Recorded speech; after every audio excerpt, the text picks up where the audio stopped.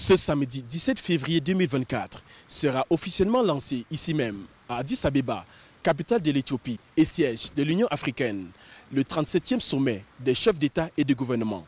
L'organisation continentale verra un nouveau président à sa tête, le chef d'État mauritanien Mohamed Ould Ghazouani, pour un mandat d'1 an. Il succède au président comorien Azali Assoumani. Le nouveau président en exercice de l'Union africaine aura à suivre plusieurs défis politiques et sécuritaires sur le continent, à l'instar de la crise à l'est de la République démocratique du Congo, le terrorisme dans le Sahel, les transitions en cours dans divers États. On note l'absence de 2 États membres à cette rencontre annuelle des chefs d'État et de gouvernement, à savoir le Gabon et le Niger, tous 2 suspendus après des coups d'État qui rejoignent ainsi les autres États suspendus depuis 2012 et 2022 que sont la Guinée, le Soudan, le Mali et le Burkina Faso.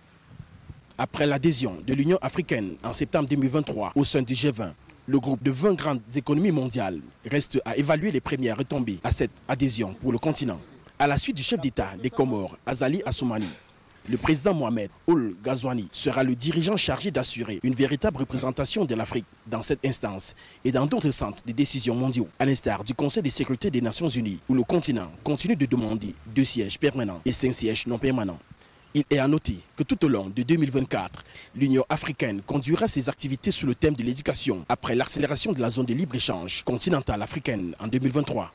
La Commission de l'Union africaine justifie cet accent mis sur l'éducation par le fait que l'Afrique est confrontée au niveau d'éducation les plus bas à l'échelle mondiale. Des discussions sont envisagées pour améliorer l'accès à une éducation de qualité à travers l'Afrique, en plaidant pour des investissements accrus et la formulation de politiques efficaces. Sont donc attendus au siège de l'Union africaine, les chefs d'État et de gouvernement, ils devront tabler sur d'autres problématiques qui continuent à plomber le décollage du continent.